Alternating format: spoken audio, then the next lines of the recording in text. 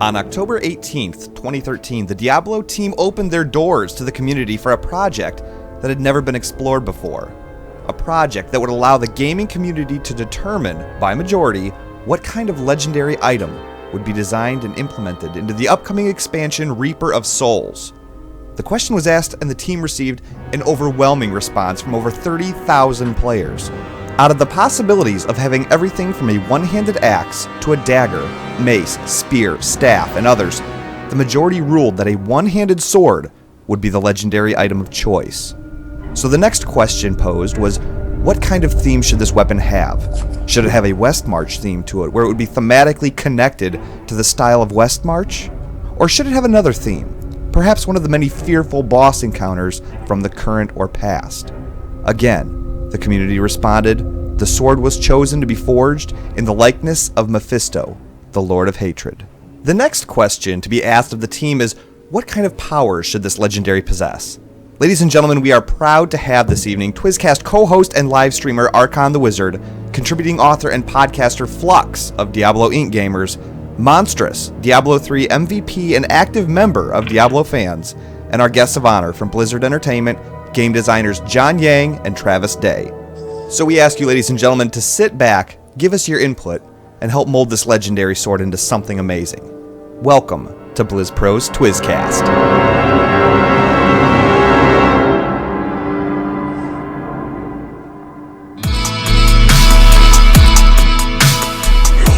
Ladies and gentlemen, welcome to another very special episode of TwizzCast. As explained in the video, we are here tonight to brainstorm some ideas of potential powers that the community-built legendary sword could possibly possess. Now, although we've had a brief introduction of tonight's hosts on the video, I'd like to give them one more brief introduction so the people listening to this on the download can recognize the voices and understand who's talking. So, very quickly, I'd like to say hello to TwizzCast co-host Archon. Hello, sir.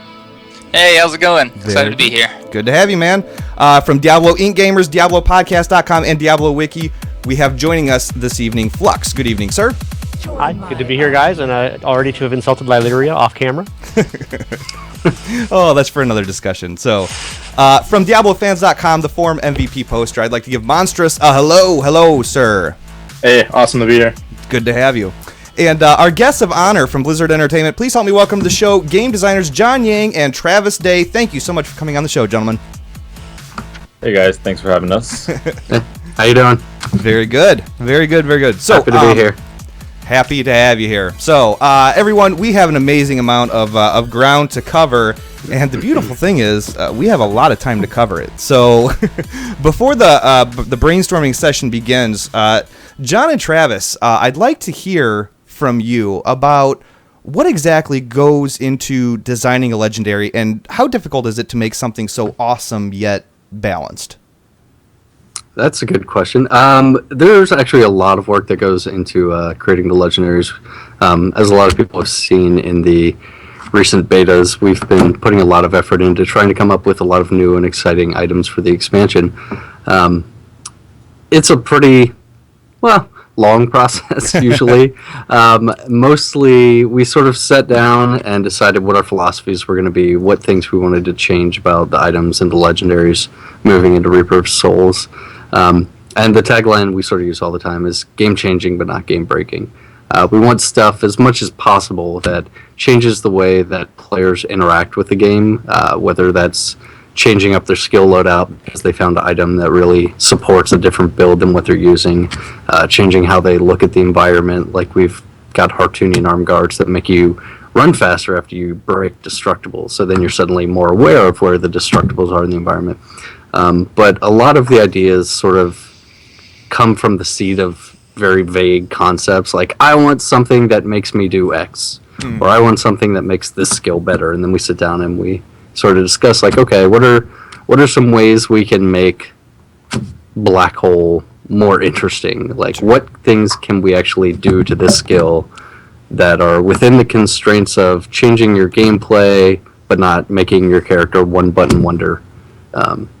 So that's a rough idea. Really, it's a collaborative process. The ideas come from all over the team.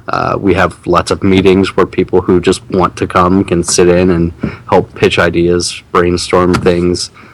Sometimes we have more focused idea sessions, like we went through a lot of our old items and just sort of went down a list of all of the things that existed in game, and we'd get some like, okay, gold wraps. What can gold wraps do? And someone would be like, I want to wrap myself in gold. And we're like, okay, what does that mean? And they're like, well, what if you got bonus armor when you pick up gold? And we're like, okay, that sounds cool.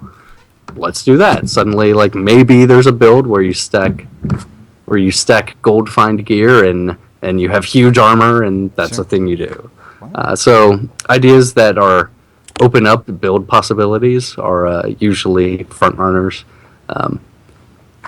Anything that doesn't make you invincible or auto kill everything. It's kind of that's the boundary. Like I can't quite do that. Those are good boundaries. I gotcha. Yeah, Archon was just saying before the stream how he wanted to wrap himself in gold. I'm just saying. He would look pretty sexy, like James Bond. Exactly. Just paint you with body paint. Finally, someone gets me. I know, right? I know. Holy cow! But then you die. Well, in the movies. But you look fabulous. You live a you beautiful would look corpse, spectacular in the coffin. Holy cow! Wow. Only a few minutes into the stream and we already went there. So.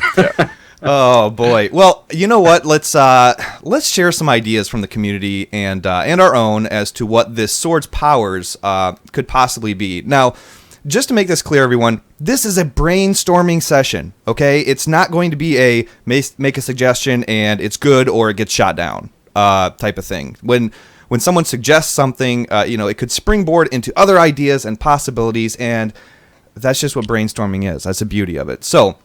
One of the things that I'm seeing a lot of from the forums, blogs, and other posts is a reoccurring idea that since Mephisto is Lord of Hate, the word hate has to be incorporated into the text somehow. So, but it doesn't actually impact the actual play of the game. It's something that should be addressed when building from the ground up. And I can't help but feel like you have to have a name that reflects the sword's intentions. What do you guys think about this? I think usually if you have some kind of idea that is the parent of the item you're making, like in this case, all right, it's Mephisto. What does that mean? And for example, you say, oh, the hate's got to be incorporated into it. Then the first thing, if we're sitting down with one of our team brainstorm sessions, we're like, all right, what is hate and what does that translate to in gameplay terms? Like, what do you expect that to mean? Does you hate the monsters hate you? Like, how do we capture an idea and try to translate that into some gameplay impacting mechanic? Yeah, I think hate would automatically mean something more offensive than defensive. Mm-hmm. You'll normally think of Mephisto as a defensive type guy. You think of all the offensive spells he cast during the fight in Diablo 2. So I think hate would naturally mean this is offensive power. Okay. That makes it. That works for me. So some of us have been talking and taking a hard look at the forums and other posting areas. We've picked out a few of the most repetitive ideas that we saw. Archon, why don't you guide us through some of the ideas that you found, and everyone chime in and brainstorm and discuss as much as you'd like. Great. So we have a lot of ideas here, and most of us are kind of noobs as far as what our limitations are on legendaries, and Travis and John have given us some indication, but I'm sure there's still a lot that you can show us. So maybe we can use some of these examples to let you guys kind of tell us what works, what doesn't work, what's good, what's not. I pulled out some ideas I really liked. Most of the ideas I found had a lot to do with Mephisto. Since that's the theme of the weapon, I felt like it should have something to do with that. I also assumed, since everyone voted for Mephisto, or at least 33% of people, that they must be a little nostalgic for D2, maybe a little nostalgic for those Meph runs. And so I focused on ideas that I thought might satisfy some of that nostalgia. The first one came from a user, Space Ghost. And he was talking about how Endurance of Hate, when you're going to fight Mephisto in D2, there's those evil spirits that randomly pop up and deal damage to you. He thought it might be a cool idea if the legendary had a chance on hit to summon those evil force spirits that attack enemies. That's a cool idea. I mean, idea? That's totally the kind of stuff we usually want to capture, like, especially, like I said, if something's as iconic as, like, oh, it's a Mephisto-themed weapon. Things that players fondly recall when they think about Mephisto, those are usually the kind of things we would try to figure out how to make work. In the case specifically of that, I would say, just walking through the process we normally go through, that sounds cool. How does it make me play the game any differently? Like, what is the intended effect? An idea like that, we have our own constraints, like things players don't think about, but things like we have to think about when we're talking about the production cycle, like getting the art, finding the time to make the power, and like when we're trying to make hundreds of these powers. And one of the things that we usually try to deal with is like, how much art budget do we have available to us? How much time can our tech artists give us to make cool new visual effects? If we get a cool new visual effect, does this item really mix up your gameplay in any way that we think is justifying that art time? I think that's a really cool idea. I think really the end result of that is a neat looking damage proc, which isn't super compelling. It definitely captures the idea of a Mephisto themed item, but then we want to take that a step further and go, well, how can we capture the idea of Mephisto and have it impact my gameplay in some way other than just looking pretty and seeing a number fly off my screen? That's a good point, and that's probably going to apply to a lot of the ideas we have, because a lot of these ideas are cool visual effects that a lot of the community has. So maybe we could brainstorm a little bit, just using this as an example. Is there a way we could incorporate that visual effect and also have it affect our gameplay? Maybe the proc would happen when doing certain things, or certain stats would affect that proc? Yeah, absolutely. I mean, I think that's a great starting point. Even in the case of like, this thing procs damage, my response is usually like, okay, it's not cool enough on its own. How can we make it cooler? Like, that effect triggers when you do X, and then what is the X trigger condition? And then if we're trying to figure out those kind of conditions, like John stated earlier, like, okay, Lord of Hate. Hate implies something not sitting in a corner and hiding behind a shield, so it would have to be something aggressive. What kind of thing really can capture that emotion and sort of package it in a gameplay that feels natural? Yeah. So you make the cool ghosts do something. They cause a debuff, or they make you move faster, or they enrage the monsters, or it's not just a bonus damage from X. It's an effect plus bonus damage from X.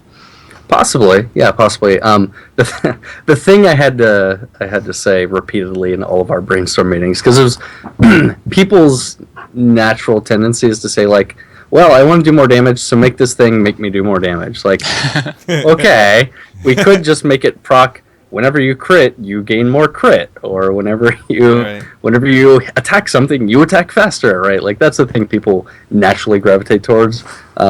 What we try to do is make it satisfy that itch, but in a more compelling way, like adding some kind of gameplay or adding something that makes you look at the game differently. Like the gold wrap example I was giving earlier. Like, we could have a belt that just says when you're getting attacked, gain armor. But we were like, well, how can we make this cooler, and how can it fit the vibe of something called gold wrap? And it's like, what if picking up gold gives you armor? And then there is gameplay, because, well, then I can take this item, and I can stack gold find, and I can go get a gold skin, and I can just have gold flying all over the place, giving me tons of armor. So then it also synergizes with other items to open up crazy new builds for items. Gladiator gauntlets. Absolutely. Until you nerfed them. We'll fix them. Those were all, of course, the question was, why are gladiator gauntlets the best gold dropping item in the game? What's the thematic connection there? I'm sure we'll get to that in a second pass. I mean, I can tangent momentarily before we should get back on the Mephisto item. Yeah, the gladiator gauntlets was literally an example of us sitting in a team brainstorm, going through a list of old items and going like, okay, gladiator gauntlets, what do these do? And someone's like, I'm just picturing an arena and a gladiator, and the crowd is just raining money down on you and like throwing money into the arena. And we're like, that's freaking cool. How can we make that work on an item? And we're like, whenever you massacre things, money just rains from the sky. And it's like, okay, that seems cool. Let's do that idea. Which also could synergize with the gold wrap. Yeah.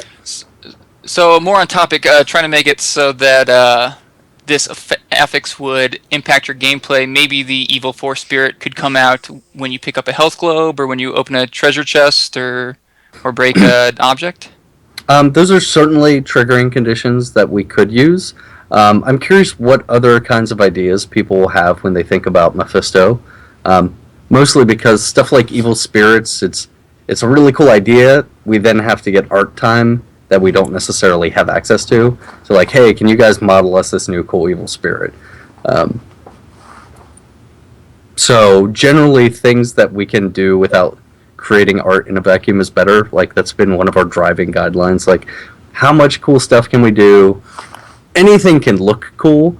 Actually making the gameplay cool is very different from something like setting off this cool looking visual, right? Like we could fire rainbows out from your sword every time you attack people, and that would look awesome, but it wouldn't necessarily be compelling in terms of gameplay. Yeah, we've actually discovered during the legendary design process that more often than not, the most interesting powers that change your gameplay are the ones that don't cause any new art to show up. It just makes you do what you've been doing, but in a different way.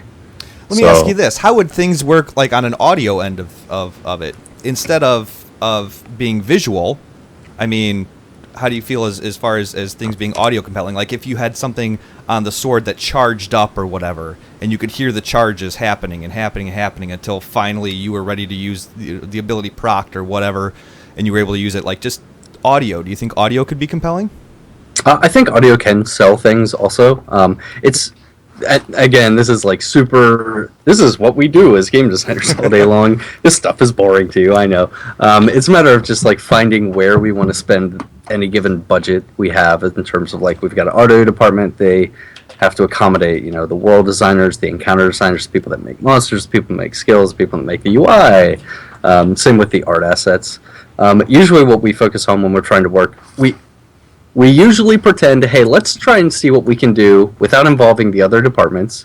And if we have ideas that are just really cool and they freaking need art and video and audio, then we go like, hey guys, do you mind doing this? Because this is a really cool idea. And we try and get people on board with ideas. For the legendaries, audio is a great supporting tool, but it's not something that drives the design. If we have a cool design that would work well when communicated through audio, it's great, and we're perfectly happy to do it.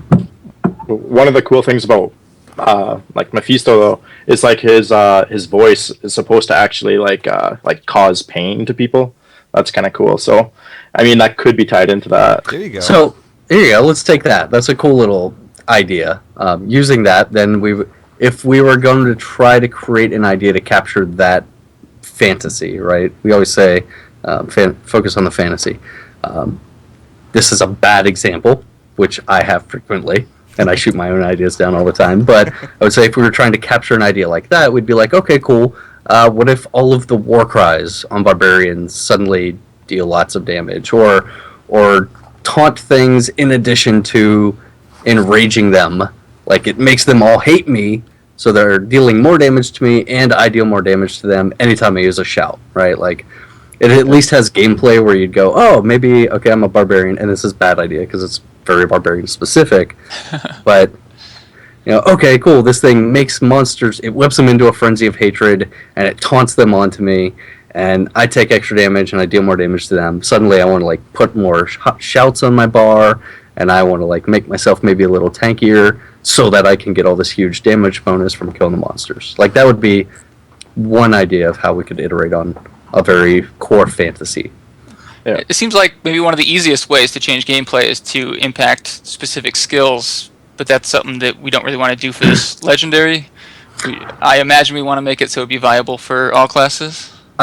Absolutely, as much as possible. It is very easy for us to figure out interesting ways to modify specific skills compared to figuring out things that are compelling gameplay changers for everybody. Like, those are a lot harder, and we definitely always were fighting a more uphill battle when we were trying to brainstorm ideas of that variety. Which I think this is a perfect example of an item that, yeah, we're designing an item for the community. We absolutely should service as many of the players as humanly possible, so it should be non-skill focused as possible. Do you Go sorry. ahead. I was just going to ask, Go ahead, like, gentlemen. you reserve most of those skills, though, for, like, skill changers for class-specific, right? I mean, obviously. Yeah, Do you ever explore it on, like, a regular, normal type? Do you mean like class skills going to other classes? Yeah. That's something. It's a guideline we try not to do. We try not to do cross pollination. So we don't want to give a barbarian a teleport, for example, because teleport is a defining wizard skill. So in general, the power that we're designing should be usable by anyone, but not class specific. It doesn't reference a specific class skill. Given also that it is a one-handed sword, it doesn't. Obviously, demon hunters. I'm sorry, demon hunters. Can't even use it. So it's. Impale. I don't think a one-handed sword idea needs to be something that has to suit everyone, but I think it at least should open the door to being as appealing to as many people as possible.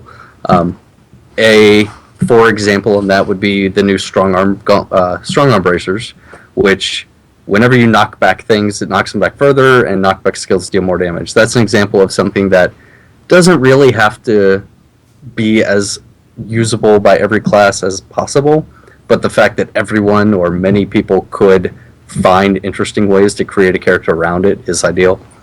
That's probably the happy middle ground we want to go for. Just on the topic of the Demon Hunter and the sword, it's ironic that the Demon Hunter has hatred as a resource. And we saw a number of suggestions saying this weapon, the Mephisto sword, really should do something, remove hatred costs and make a viable sword and board Demon Hunter or something. It's like, well, maybe not, but that was one of the things with this weapon design thing, is you guys were looking for, when there was the vote for what kind of weapon, you didn't have monk fists and witch doctor knives and stuff. You had more, general stuff. Mm-hmm. Except, of course, in this instance, as you just pointed out, you can't use it with a Demon Hunter. But it seemed like you were going for this particular thing was more of an open to all classes. When obviously there are legendaries and set items that only have bonuses for one class, but not in this particular instance. Mm-hmm. Yeah, I mean, it is what it is. If we wanted to introduce a sword and board Demon Hunter or a melee Demon Hunter, that would be something we would do on a more broad scale, not something we would go, hey, this one item in the game will make this whole play style work that you want. So it's unfortunate that they have hatred as a resource and they can't use the sword that's conceptually the hatred sword, but that doesn't mean we can't make it compelling for the rest of the classes. I mean, Demon Hunter can technically use this sword. There are 2 generators and 2 spenders that the Demon Hunter can use in the expansion with a sword and a shield or whatever they want. Yeah. But you probably wouldn't. But you probably would. You're not going to be viable compared to a Demon Hunter using a bow. So let's get the ball rolling. What are some cool things that the audience thinks captures the idea of hatred in terms of gameplay mechanics? What kinds of things do they think about when they think about Mephisto in terms of how that would interact with the game as opposed to what that means?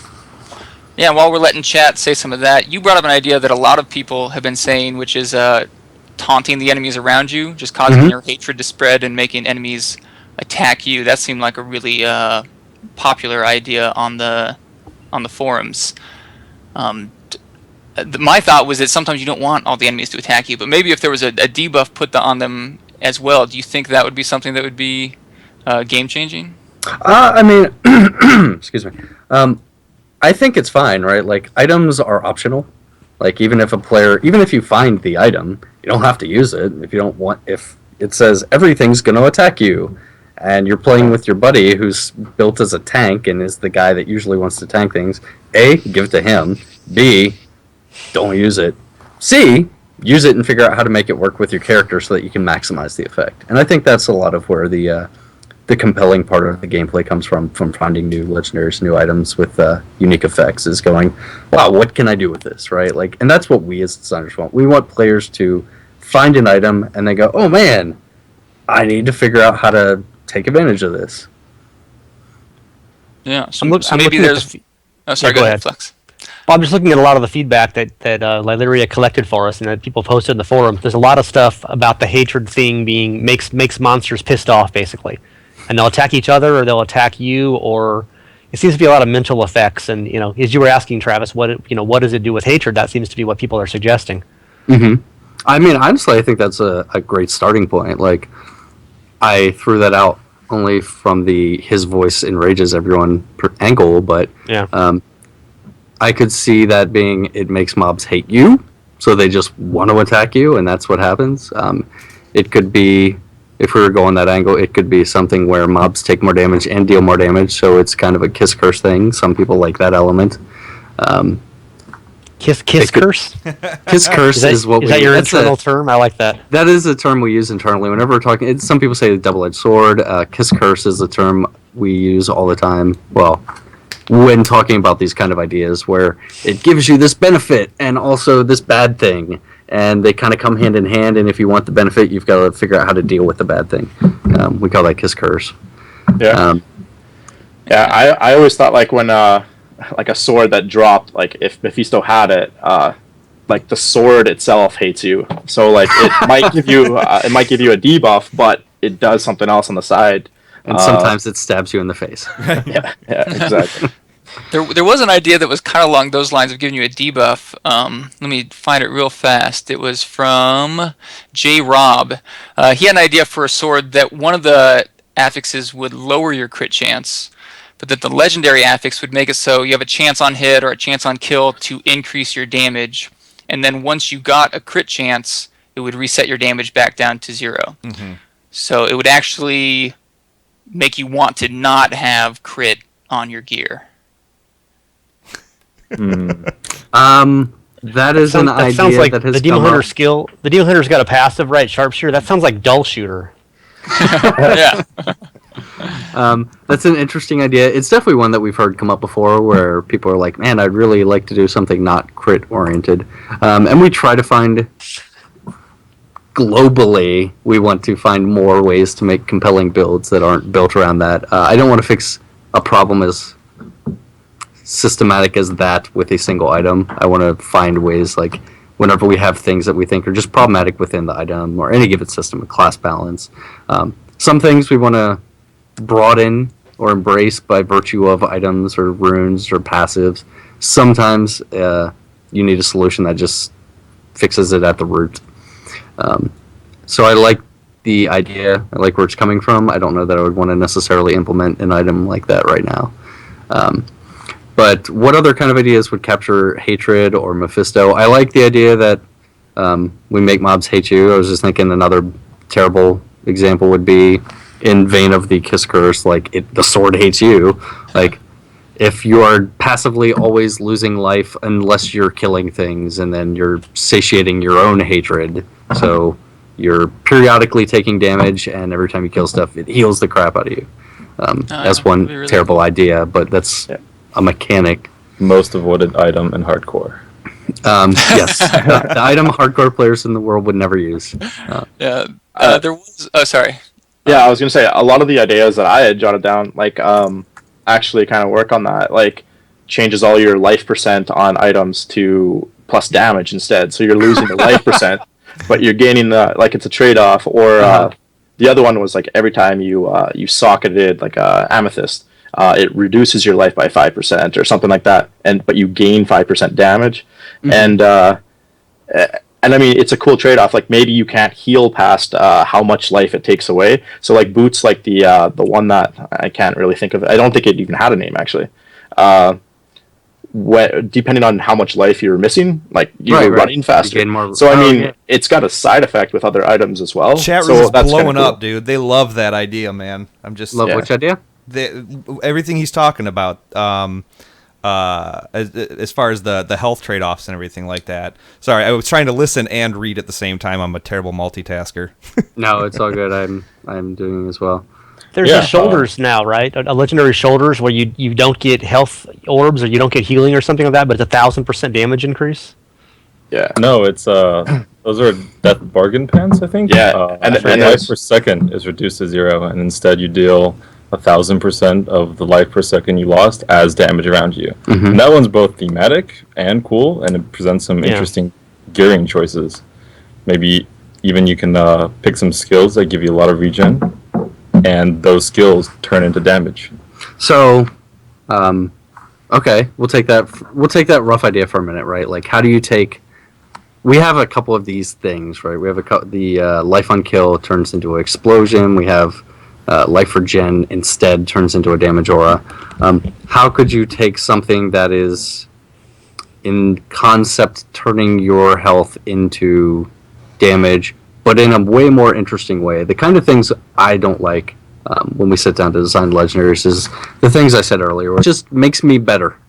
I don't like things where we're like, yeah, so you're just 20% better. How about that? That's the item. We make you 20% better. It's a question of like, how do we add gameplay to that, right? Which is where I think there's cool ideas to be had. Like, okay, maybe it. I don't know why conceptually hatred turns my life percent into damage.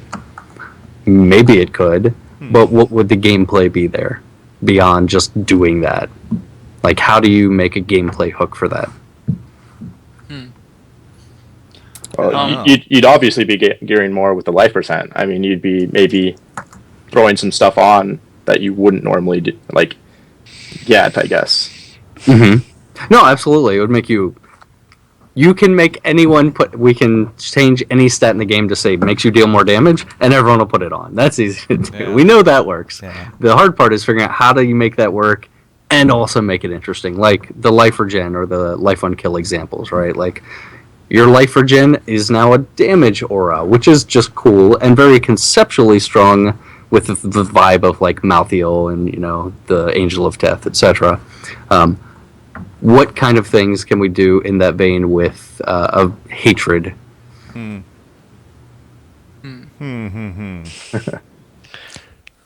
chat lights up. You're right. Yeah. This is stuff we do all day. I don't have answers. I'm putting out the questions that we ask each other. I go like, how do we take this cool idea and turn it into something that we're put in the game and we're happy with?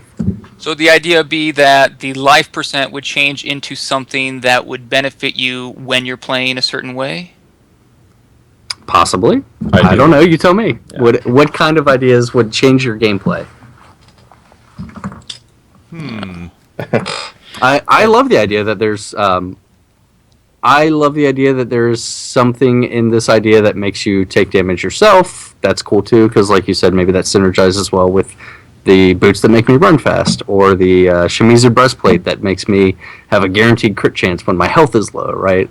If there was a way that we introduce an item that lets players inflict damage on themselves, and then they can find a way to counterbalance and capitalize on all of these other items, that's awesome, right? I think that's a great idea for Legendary, especially when it starts bringing together all of these other ideas into this really cool build that people can strive to put together. Yeah. Maybe we could tie another idea into that idea. A lot of the forum members were talking about how when Mephisto was imprisoned in the Temple of Light, he turned the prison guards from the High Council of Zakharum into his faithful servants. And so there's a lot of talk of converting enemies into allies and having them fight for you. Mm-hmm. Maybe the life percent stat could, instead of giving you life, give you a chance to turn enemies you're fighting into allies. That's interesting. That's totally interesting. So it would be chance equal to your bonus life percent to charm enemies. Yeah, and maybe you'd go through a proc coefficient as well, because that would be way too high. But obviously, it would have to pretend whatever idea we finish on, we'll balance it so it's not gratuitously OP the way players are pitching. That's an interesting idea. Along those veins, maybe conceptually, I'm trying to draw the connection to how this makes sense as a Mephisto-themed thing. That's exactly what I was thinking right now. Like, it's not really I mean, like, I'm thinking hate and everything like that, and then I'm turning a enemy into an ally. I get it. It's a brilliant idea on paper. You know, I think it's great. I'll write the idea down as it's a cool idea. I'm not sure it really connects with the Mephisto theme we're going for. Another proc that maybe we could put in its place, and this would require a lot of work from the art team, so I don't know if it's feasible, but a lot of people like the idea of having a chance to summon one of the members of the High Council to fight for you. that is definitely along the lines of things that would be cool, things that probably let you do a little more damage, but things that would be very expensive on the art budget sides. I skimmed through all the suggestions, and my favorite one along the lines is chance to open a portal to the Durance of Hate level 2. That was my favorite too, but I knew you can't do it. Yeah, I love that. Opens a link to the battle net. Just don't let the level designers in here all the lynch us on. Oh gosh. Oh, Oh, that hurts. Everybody, that was just one gigantic. We'd love to have it, but no, not in the cards. Well, So we can do awesome artifacts. They just have to be exactly like an artifact already in the game. Awesome artifacts? Or What do you mean when you say Artifact. Oh, art effects. Yeah, Just- absolutely. They can't I mean, do like the demon hunters. Whatever her new skill is, I'm blanking on the name. Vengeance, fanaticism, Yeah. whatever her. And it makes the little shadow clones of her appear, which look just like the shadow clones you already see when you fight Diablo. Exactly. So it's like it's a cool effect on a skill that's new, and you use something that already exists. So we just need a Durance of Hate level 2 that looks exactly like something in the current game, and then you're good to go. yeah. like one of Leoric's levels tinted to orange or something, and it's almost there. Sewer. Just not quite. Just But more bodies in a pit. There you go. So back on track. What other cool themes vibe with Mephisto?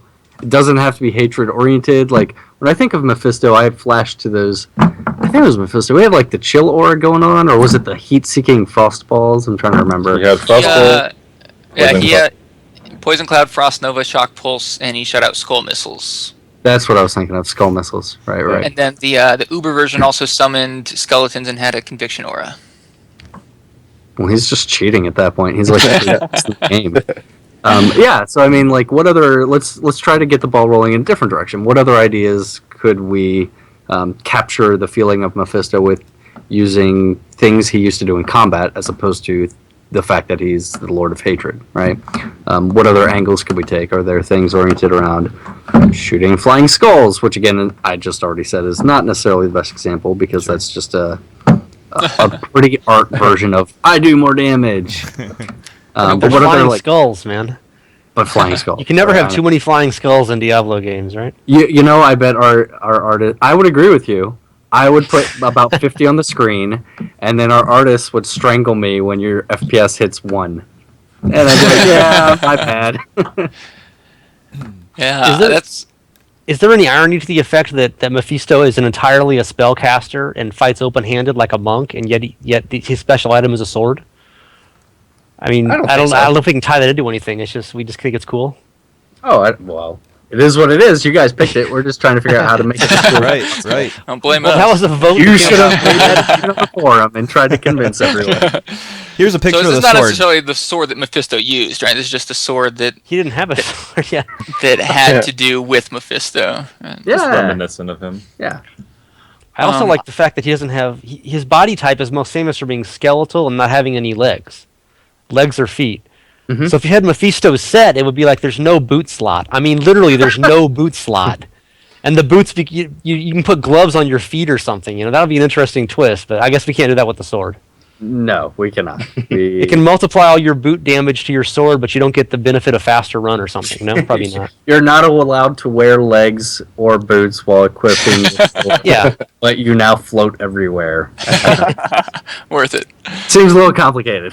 But it does seem if you're going to go with what Mephisto did in Diablo 2, there'd be a lot more spells and proc effects of, as we were just saying, you know, the spirits appearing and poison novas and stuff like that, as opposed to hitting things, because that's not really what he did in the game if we want to tie it in that way in the lore. Which, sure. Lore's there. I don't care. I'm just trying to figure out how to make cool stuff.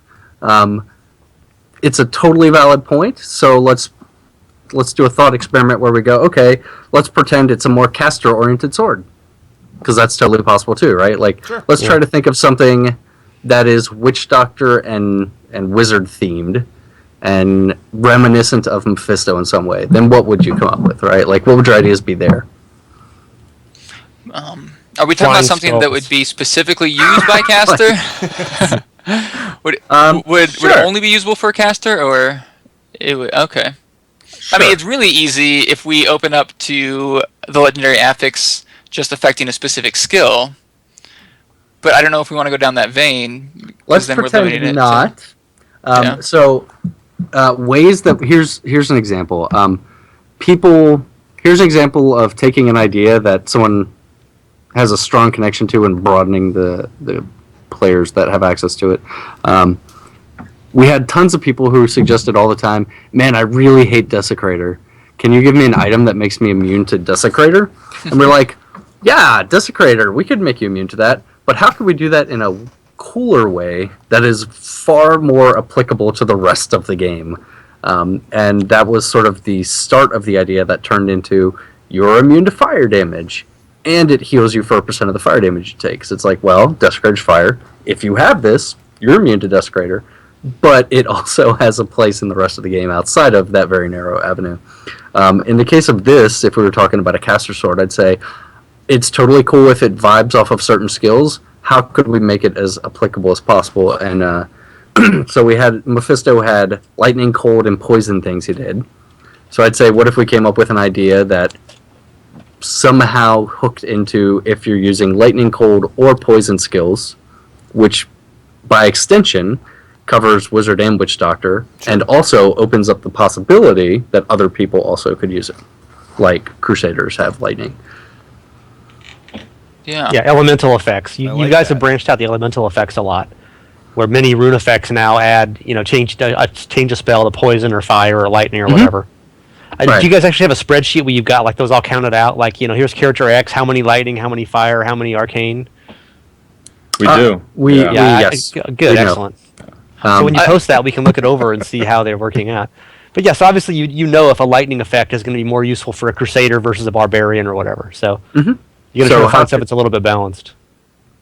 Yeah, and in a vacuum, I'm okay if some items affect one group of characters more than another group of characters. I don't think everything needs to be universally appealing. I think it's okay to have things that are compelling to different playstyles.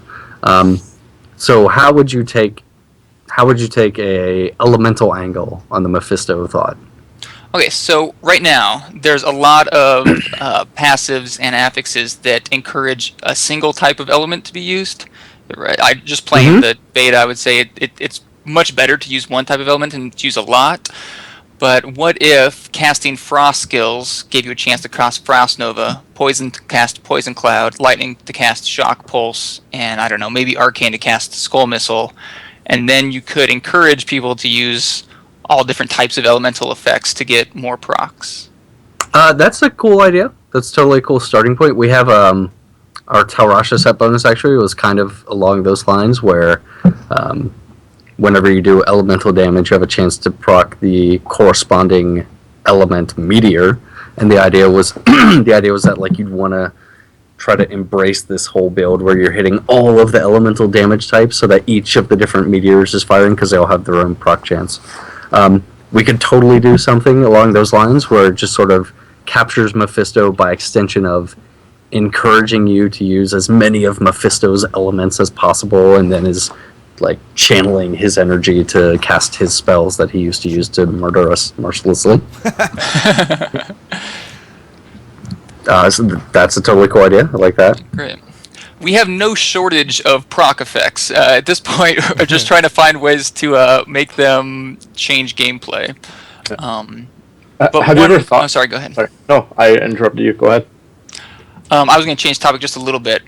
There was just another idea that I thought would change gameplay. Might be too powerful, too hard to balance. But upon death, this is from a Crypt Keeper from the community blog.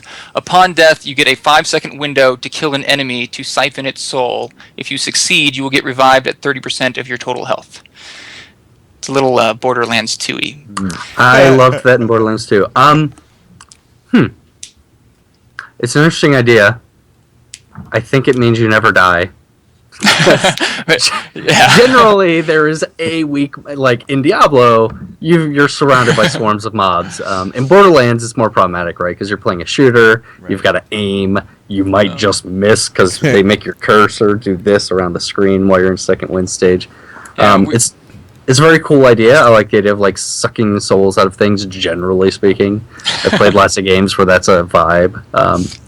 I have a little bit of a problem with that particular idea, but I think there's something cool to the rough concept.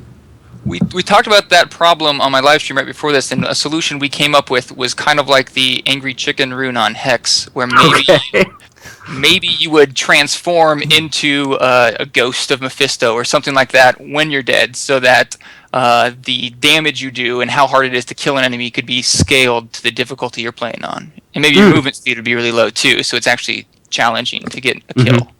I think that's a really cool idea. Things that we have to deal with. Well, things we have to deal with in design.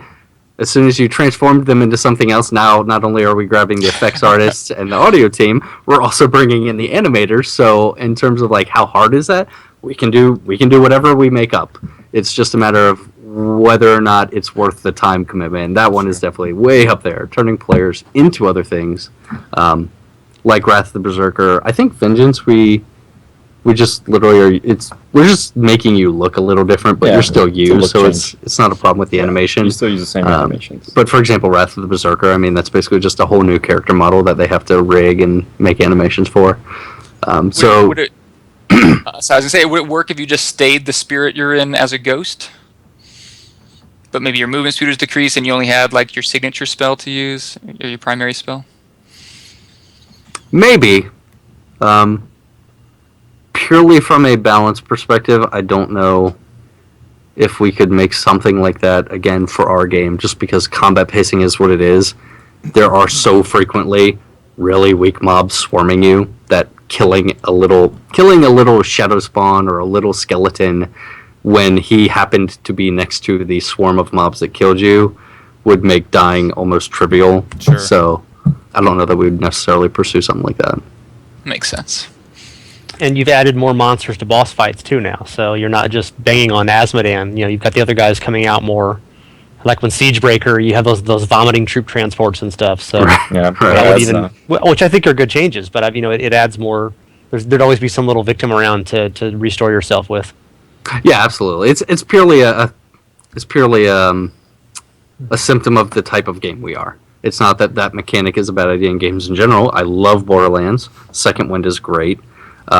Second Wind in Diablo realistically means, well, I generally don't die because there's almost always something that I almost killed when I died, because I'm always just fighting 20 things at a time. Well, less, but... so we've got until what time? We've about 38 minutes. I think whenever you guys want to leave is when we have until. Yeah, but Yeah.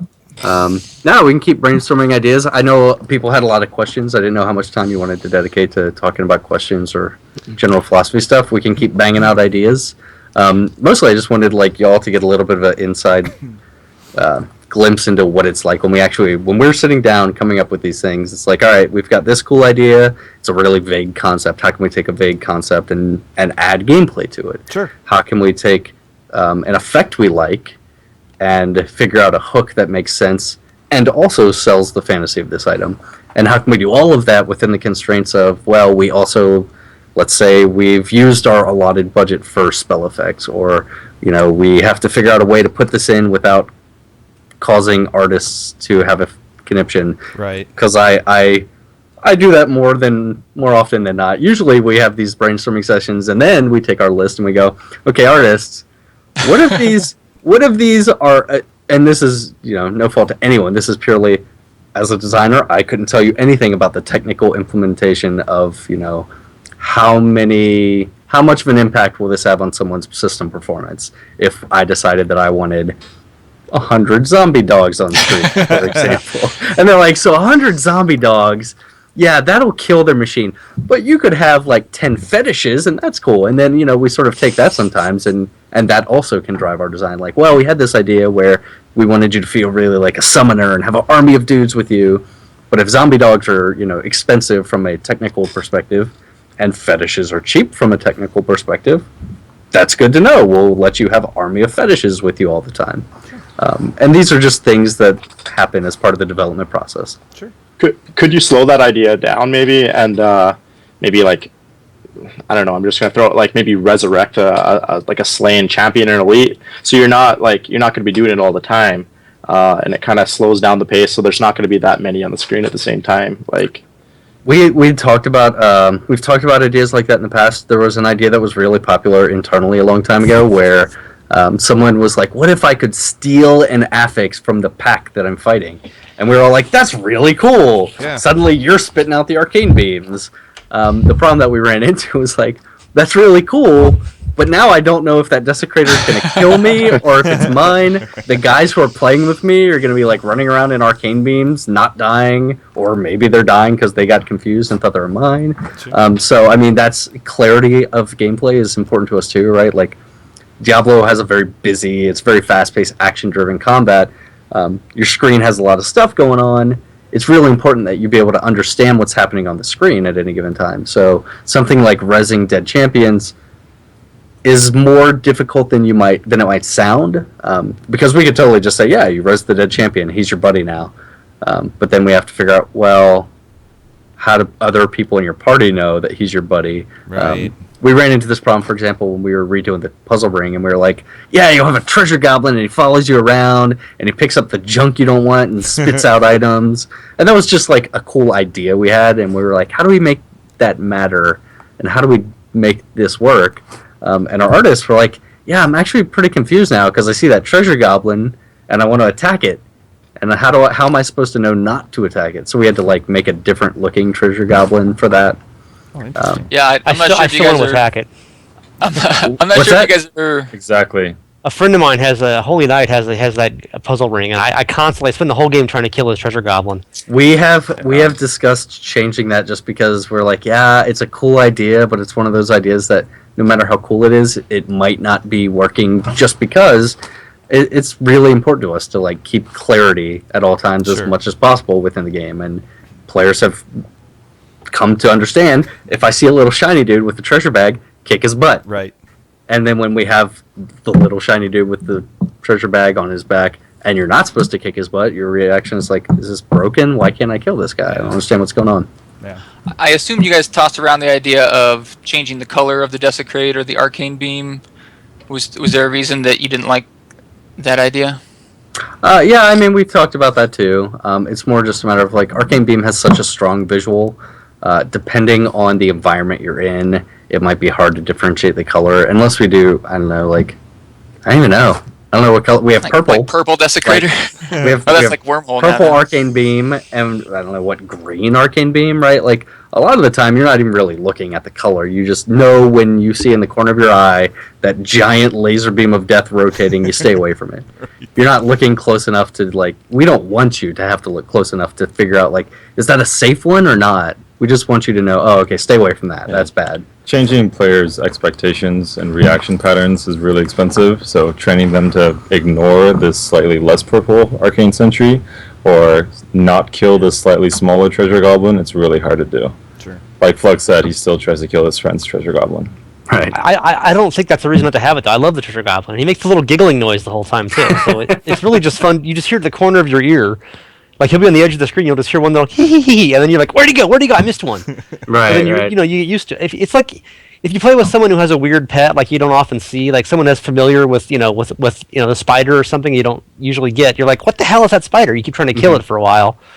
I've had that a lot in ROS, because if someone's playing Crusader with you, you kind of forget they have the horse form. And suddenly this horse comes running past you at like 75 FPS, and it's way faster. You're like, oh my god, what is that monster? It's like, oh, it's the horse. It's a horse, of course. Totally. But I think you get used to it, and it's worth it in the long term. But I mean, I've had the puzzle ring myself, and I keep wanting to kill my own treasure goblins. So, I mean, it takes a while to get used to these things, right? There are definitely areas we make concessions, and some we don't, right? And it's just a matter of it's arbitrary, and that's what we do. We just try to make the decisions on like which things are more important to the game. The treasure goblin in particular, I'm kind of fond of, just because I think it's a cool fantasy. I like the idea. I'm quite fond of him too. So we've Everyone tried likes as hard as Treasure possible to like figure out how to keep him in and make him cooler than he is, because he's kind of meh right now. Sure. But that's a tuning thing, and again, it's just one of those things where we're sitting down and we're talking about like what are cool items, what are cool ideas. It's really hard to come up with ideas that make it all the way through the evaluation process, right? Like at each stage, an idea can die for this reason. All right, gets to the next stage. All right, it can die for this reason. And when you get to the end of this, and you're taking the ideas you have left, right? Like you sit down with 100 ideas, and you go, all right, 20 of these are usable. We had 100 cool ideas, but only 20 of them will make the final cut. Right. Then I tend to be more invested in going like, all right, it made the cut. but there's this problem that came up. So how do we make it stay in the game? And that's just a process, and it's been one that's it's been a really big learning experience, and the team has really gotten behind the idea. It took a long time to get people to even imagine a world where legendary items could be good, because they're like, oh man, legendaries suck. And I'm like, yeah, I know they suck. Pretend they don't suck in the expansion. Pretend they're really good. Yeah. Well, guys, I don't want to. I'm going to change it up just a little bit, and we're brainstorming. I mean, I'm looking at everybody that's on this show right now, and it's like we can't help but brainstorm, and it's going to continue. But I have to make an attempt because Lilira was nice enough to pose the question to the community on Twitter and Facebook. If you could ask John and Travis something, what would you ask them? And a lot of these questions were covered under stuff that we already talked about a little bit, but there's some stuff here and there that I want to get into that I'm sure will eventually funnel back down to brainstorming about the new legendary. Cool. But the very first question that we got said, are you trying to make this legendary stand out more since it was community driven, or will it just be a great weapon that everyone can attain with a little effort? I think whatever we collectively end up making will stand out just because the community will know that this was their idea, it was their baby, and they helped it see the light of day. I would prefer if it was as usable as possible by all the classes in the game, so that everyone who found it could use it. Sure. Again, at the end of the day, I think it's more important to have a really strong gameplay-driven and fantasy-driven idea. So, for example, if it ended up being like your cold, lightning, and poison proc the Mephisto spells, that's cool too, right? That's very applicable to all the classes, but not necessarily... It's exclusionary kind of the Demon Hunter. Like I said, sorry guys, you voted on a sword. But, I think if everyone finds it and gets excited when they find it in game, then it's great. Yeah, definitely don't want it to be a throwaway item. It should be usable and good. Right. Which kind of leads me into this one. Now, I know we've talked about budgeting and we've had the talk about the art team and everything like that. So I already know right up front that this idea is going to go out the window, but it is too awesome to not bring up. Okay. So eDubs on the forums said this: have you entertained the idea of having an additional property on the weapon, like for example, a chance on hit when in a party to have a portal open that could take you to the Durance of Hate, where you could fight Mephisto as a group? It doesn't fit into the lore, but neither does a community-created legendary item. I think that's an awesome idea. It is totally something in a black hole of we can do whatever we want. I love it. I think it's great. I think the second I go, hey guys, can we make this item that procs a portal that takes you to a special place where we have a Mephisto boss that someone else makes?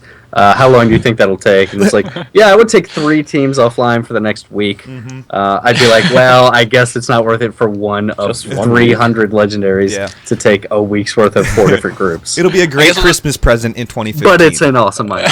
Sure. I guess we'll just have to wait till the next expansion. Maybe. There you go. We got all the time in the world. Maybe. Oh gosh. From the Polish D3 community, some of the members want to know how long of a process it is to design it. Is there a schedule, or it's just done whenever it's done and everybody feels good about it? I know you tagged a little bit onto that, but you didn't say anything about time frames or anything like that. Are we talking about this specifically? Legendaries in general, and I mean, it kind of feels like this design a legendary series is on a time frame, but not at the same time. So I mean, in general, well, we have to finish before the expansion ships. There you go. Yeah, I mean, I think I'm sure after we're done with our podcast tomorrow, we'll start talking about like, okay, here's the list of ideas that came up in the chat and in the podcast. Let's prune this down to the ones that we would feel most comfortable putting in the game and that we think are the strongest in terms of gameplay and fantasy. At that point, Lyria would have a list for y'all to vote on as soon as possible. Like, I'd rather y'all have a chance to like really talk about and deliberate on the item yourself. Ideally, the turnaround from our end should be pretty quick. So. And when you guys are working on legendary items, it's not like you would work on one item at a time in isolation, right? You're constantly working on a lot of legendary items. Ideas come from all over the place. We put them all into a giant spreadsheet, the ones that we plan to make, and then we just start making them. we do make them one at a time, but they're all worked on and looked at always at the same time. Yeah, I mean, the process for Reaper of Souls was very fluid. A lot of it was just getting a bunch of people who are really excited to contribute ideas in a room, sitting them down and going, let's just come up with cool stuff. Sometimes it was just like, what kind of cool things would you like to put in the game? Other times it's more focused, like, okay, the barbarian specific set that is coming in Reaper of Souls, what should that do? And then we'll have, a discussion about that. So sometimes it's very open-ended, sometimes it's more focused. It really just depends on where we are at any given point, or if someone just pulls a good idea out of thin air, then we'll try to find ways to make that work and put it in the game. Do you ever, like, in that list, do you ever group a certain amount of, like, legendary items that, like, maybe synergize well together? Like, as an example, like the Thorn set. There's that one ring that lets you use like less of the set, and it works really, really well with the Thorn's bracers. Are you looking at the whole group or set itself before, like, as you're going into that, making it? Yeah, absolutely. Lots of ideas that we get are very synergistic, just because people come up with similar-ish ideas. A good example is we had the idea for the, I believe, the new Zunimasa set where your fetish army lasts forever. And originally, I think that set, I think someone else had an idea where, hey, what if every time your fetishes attacked things, it reduced the cooldown on stuff? And we're like, that's super cool. We have to make sure that when we're putting all the effects on items, on legendaries, that the item that lets your fetishes reduce the cooldown of Big Bad Voodoo and Fetish Army also be equipable at the same time as the Zunimasa set, and also there's this other slot that makes your fetishes even better, and that's not conflicting. Another good example is like the Earthquake set for the Barbarian, which we need to get an actual name on that thing. The Earthquake set, a great example is that that's a set where we originally had this idea of like, oh man, the Earthquake set originally, boots were part of the set of art that we were going to get. And I talked to our artist and I'm like, hey, I've actually got this separate idea that synergizes really well with the Earthquake set that I want to make and put it on boots. So let's change the boots on the Earthquake set to some other slot, and then we can sort of like get this sort of hodgepodge of synergy going.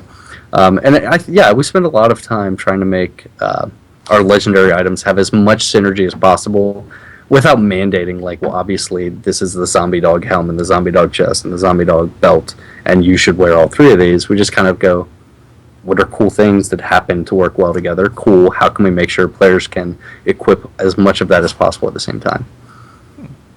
Very cool. Related to this topic of legendaries and power and stuff, it seems like in the current ROS, everyone wears rares at first, and then you just sort of gradually upgrade to every item slots a legendary or a set. Is that the end goal? Are you hoping that, will everyone eventually just be wearing all legendaries, or are you hoping that rares will be vested in some slots, or how does that tie in with crafted stuff? No, that's our goal, is to create a more natural progression in power. We have blues, we have yellows, we have oranges, we have greens, we have whites and grays, which, whatever, they don't really matter. Unless you want crafting, you actually need more of those now. You absolutely need them. They matter in the sense that we have crafting reagents that come from them. But yeah, it's totally our intent that you will slowly progress into a land where you're in all legendaries and set items, and you're trying to find the cool combinations or the better versions of the ones you have. On that same thing, the unfinished named legendaries in the expansion or in the beta, they have like normal unique. Is that like an indication of like different tiers of legendaries like in itself? No, that's just internal naming we use. Okay. It's pretty arbitrary. Okay. Having been making items for games for the last 8 years, we always have really, really bad internal names that are purely for us to do. Like, where's this piece of art? Right, it's that item. Okay, we need a real name for that. It's just our way of shoving stuff in the game as quickly as possible. Okay, so like going back to like BlizzCon, like rarity equals power. Are some of the hardest to obtain legendaries obviously going to like drive off that. Like they're going to be Absolutely. the best. Okay. Mm-hmm. No, absolutely. We were talking about this just last week. We've been talking about it for a long time, but for the entire development process, I've been saying like, all right, let's just get all the cool ideas, shove them in the game. Once they're there and people can play with them and test them, then let's sit down and sort of sort through all the ideas that we have. And obviously, like some items are better than others, right? Like some weapons have better effects than other weapons. Some sets have better effects than other sets, and that's fine. I don't want everything to feel like it's all the samey and it's all just different varieties of the same thing. But we can take the reverse angle and go, all right, what are the most powerful things that are still not breaking the game? Cool. Right. Let's just make those more rare so that they're the things that are hardest to find, that you're most excited about, and when you finally do find them, they feel like they deserve to be rare. Sure. So I hate to interrupt this. I think we did want to have a good handful of ideas, and we have, I think, 3 good ones so far. I'm not sure how many Travis has written down. 0. They're all terrible. Dang it! No, I'm kidding. Okay. So yeah, we got a maybe couple should- ideas. We could brainstorm some more. We can do some Q&A. We can do whatever you guys want. I think there's some cool ideas so far. I like the one about the elemental effects. I like the idea of the hatred thing that enrages monsters, which makes them attack you and take more damage. There was a couple more good ideas in there. We could come up with some more cool ones if that's what y'all want to do. I'm cool with whatever. I just want to make sure we didn't end and then wait. We don't have enough to vote on. So Right. No. Yeah. Absolutely. Absolutely. What we've the beautiful thing is the fact that we've covered so much ground, but we've covered a lot of the stuff that was in the show notes. Archon, was there anything that was in the other set of notes and everything that we could maybe bring up as far as ideas? We got a ton of ideas, but we've also covered so much ground. It's unbelievable how much ground. yeah, we've definitely learned a lot about the design process. That's for sure. We've learned that a lot of these ideas that seemed great aren't very viable. Is another thing we've learned. Because, like I said, we have no shortage of proc effects. Most of them require more design than it looks like we're allotted here. Artifacts or other abilities that we would need to add. So skipping over those. We still have a lot of procs. We just don't have ways to make the gameplay different.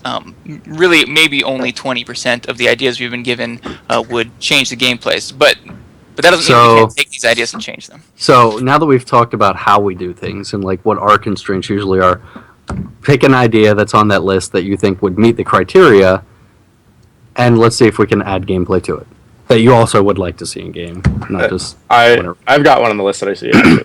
Okay, Go for it. fire away. Let's hear it. I kind of I came up with it, so I'm gonna. Kind of, Little bias. Dismissed. Next idea. I see one right here. Yeah. yeah.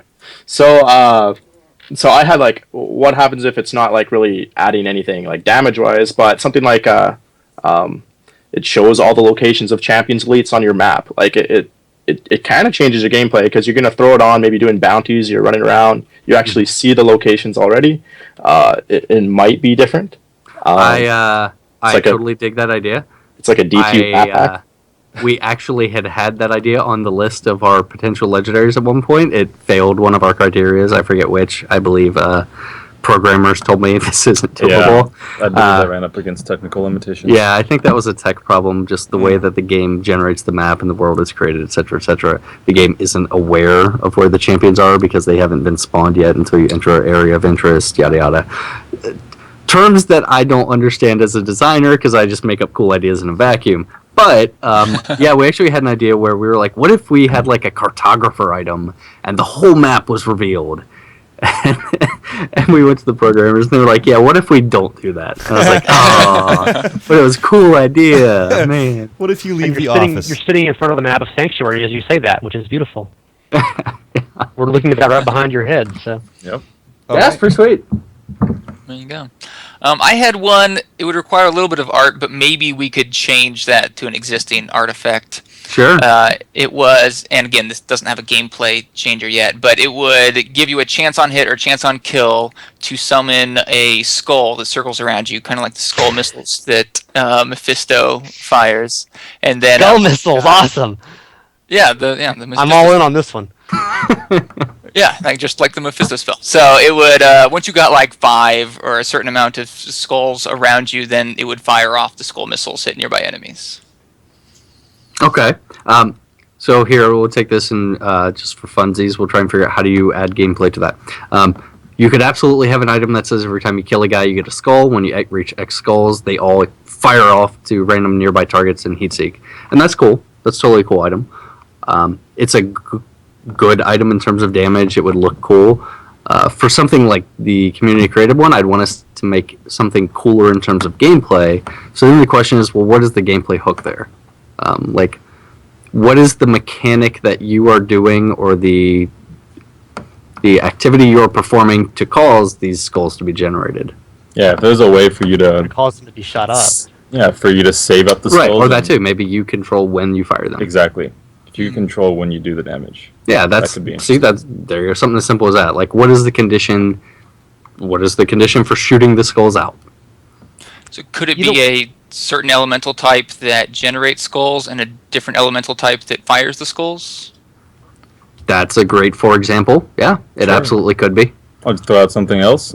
Maybe you gain the skulls when you kill something, and then you can store up X of them.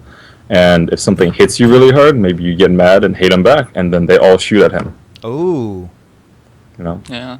Yeah, you don't have the gameplay mechanisms exactly to, you don't have like another button that would shoot off your special effect. I mean, obviously you have like, you have resource generators and resource spenders, and there are some skills that, like there's a new passive on the monk where, you build up with spirit generators and you expend it with the spirit spenders. But to make that work all cross classes, it's kind of weird because some classes don't have spirit spenders of that sort. And you can't, like there's some games that build up, you build up your charge up and then you can spend it all on one big attack kind of thing. And that's kind of how the whole game works in Diablo 3. It's hard to tack that on as a special process from just weapons for every class at least. It is, and to be fair, I mean, that's the conversations we're having right now is the same conversations we have internally when I tell a group of guys, hey, let's come up with ideas today that aren't class specific. It's like, oh man, these are hard. Yeah, everybody knows their own class. Like, it's way easier if you say casting magic missile fires all the skulls. Done. There's an item. Hooray! But it's wizard only, and we need a bunch of items that aren't wizard specific. Yeah. On that specific class thing, you have lots of skills now, lots of bonuses now in Reaper of Souls that boost individual skills. And it's nice because the bonuses are actually impactful now, to like 15% damage. We have those in D3, and it's like 2% critical hit chance with skill X, and you're just like, oh right, please. But have you thought there are no skill trees in Diablo 3, which kind of limits that. That was a big thing in Diablo 2. You can have bonuses to skill trees, but you do have these 6 categories of skills for every class in the game. I don't, as far as I know, there aren't any bonuses. This, plus 10% damage to all secondary skills or defensive skills, or I know you don't want 10% damage buffs there, Travis. You said that earlier, but just something that's is trying to get away from class specific or even skill specific, but not being every single thing on a character. That seems like there's some space there you could do stuff. There is some space. We added the plus elemental damage affix, which I mean. Yeah, plus damage is fine, right? Those are totally great. They're great as item affixes. When we're talking about legendaries, I have like a higher bar of what I'd expect. But the plus elemental damage affix is an example where we were like, yeah, it's totally cool to like go, hey, what if I want to make all of my fire spells better? We don't break them out by category across class in that way, where we say all secondary skills deal bonus damage, because that's a really everyone in this room and in this conversation is a really advanced Diablo player. We need stuff that's still understandable by the more casual audience or the people that play it less. And if you say secondary skill, they're just going to go, "What is a second? I don't understand. What's the secondary skill?" We don't categorize from the class side exactly what they're named after. For example, the might category on Barbarian probably couldn't tell you what 3 skills are in there. Neither can we, 'cause we have skill election UI. bonus. Right? Yeah, totally. But you do have skills like signature skills for the wizard, and it lists, magic missile and other stuff that it works with. So on the tooltip, it could just say adds, X proc when you use these 5 skills with your monk or whatever. Yeah, I mean we could, and on a class by class basis, that's more acceptable, especially in the case of like a passive because we have more tooltip room. In the case of item tooltips, when we're talking about non-legendary affixes, though, the question is always like, well, how do you tooltip this thing, right? Like, we don't want to create some really convoluted, complicated mechanic that requires like this much of your screen for one of the 6 affixes. Yeah.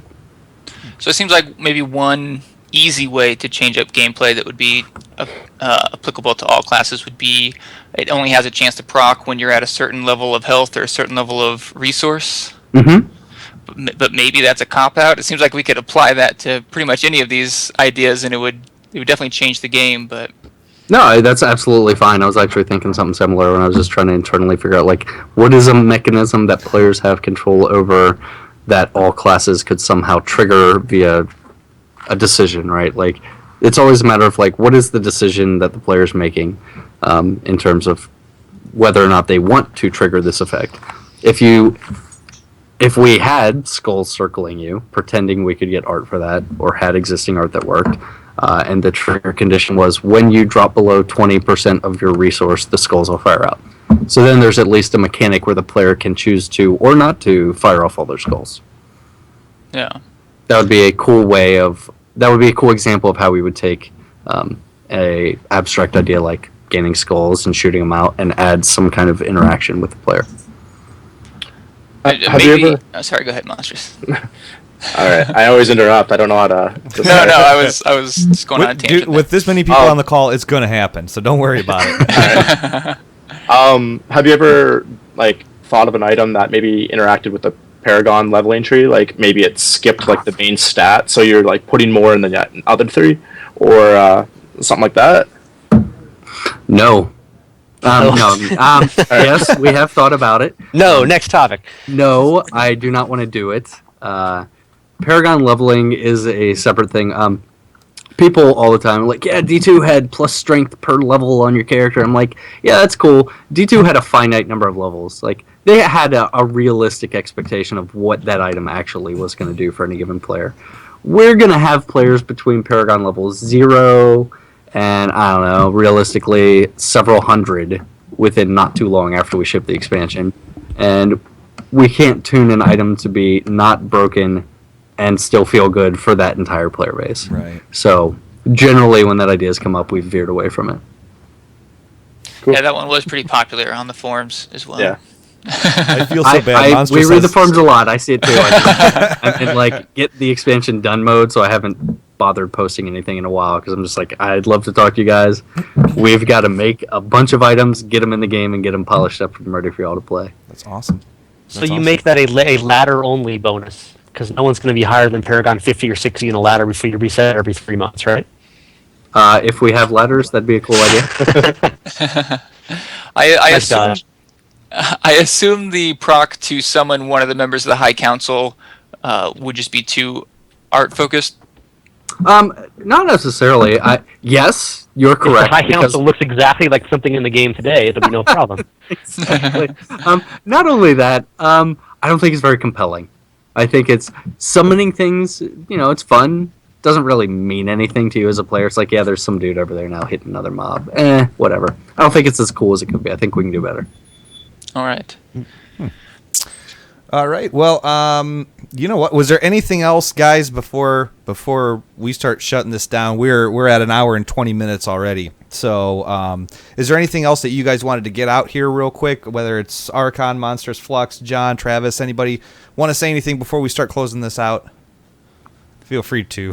Yeah. I'm sad that we have to close it so soon. I hope we got enough ideas out there. Maybe we can keep brainstorming on the forums and until we have a good list. Yeah, please do. Okay. It'll get us, and we can pare it down to something reasonable for y'all to vote on. Awesome. Great. I had a very related question while we're on the topic of just legendary bonuses versus item set bonuses. Obviously, the item set bonuses currently in the game from D3 are tiny and useless, and you guys are upgrading those and changing them. Do you ever get when you're designing, like, you're saying, game changing versus game breaking, and a bonus that you get from a single item in a legendary needs to be a little less? Do you say, okay, this is really an awesome build, this bonus is a little too good, let's make it a whole item set bonus? Is that kind of how that works, where you might, something that's just too good for one item could be good for 5 items? Yeah, absolutely. That actually literally happened during the development of the expansion so far. I had an item where I was like, what if every time you cast Leap, you land so hard, you make an earthquake? And I was like, that's freaking awesome. I'm going to put that on a pair of boots. And then I got the boots in the beta, and I was like, this is way too good for a pair of boots. Like, this is going to have to be the earthquake set bonus, because it's obscene, just leaping and earthquaking every couple seconds. So yeah, it's totally a matter of we talk about that. Like, well, to wear set, you've got to give up a bunch of legendaries, etc., etc. And it's something we're still talking about. We're still working, right? It's still the beta. The things people see aren't necessarily final. John last night was tweaking set bonuses with one of our other designers, Don. So it is absolutely a matter of what you just said, where we go, this effect is probably way, way, way too strong for one thing, but man, it would be an awesome set bonus. Let's make it a set bonus. And then if we have to, make it stronger, because you have to give up a bunch of legendaries to use it. Sure. Makes sense. Cool. Well, I think we've all learned a lot about the design process. We learned why a lot of our awesome ideas can't be put on legendaries. Hey, mine too. Yeah. But you know what? It makes a lot of sense. With everything that we got in the show notes for this episode, I'm going to have all of the ideas and lists that we pulled from and everything like that. So if you want to hear more ideas about what the community put out there for us to try and utilize in the time frame that we had, it's all going to be in the show notes, and you can read through it and see what you think is a good idea, what you don't think is a good idea, and we're still going to make everything accessible to everybody via the show notes. Awesome. Sounds great. Cool. Well, everyone, that is all that we have time for right now. I'd like to take a moment just to thank everyone who is on this stream right now and listening for coming and hanging out, and thank you for what you guys do for the Diablo community and the game. Yay. Thanks for having us, guys. It was a lot of fun. Thanks for having us. Absolutely. Yeah, it was Thank you. awesome. Very cool. So, all right. Well, from us here at TwizzCast. Oh, real quick, I want to give a quick shout out to Blizz Pro's graphic designer Heino Brand for the awesome work that he did with our flyers and the overlay for the show. So I told him I would thank him. He's done some phenomenal work for us. So, from everybody here at TwizzCast, Diabloing gamers, Diablo fans, and Blizzard Entertainment, we encourage all of you to game safe, love one another, and please, everyone within the sound of my voice, take care. Moo. Hey everybody, you've been watching TwizzCast. You'll be able to get the download of this brainstorming session on iTunes, Stitcher Radio, and this entire video will be on the Blizz Pro YouTube webpage. Feel free to join myself and the rest of the TwizzCast crew every Thursday night at 9 o'clock Central Time as we cover more Diablo, as well as the other games in the Blizzard lineup. Take care, and we will catch you soon.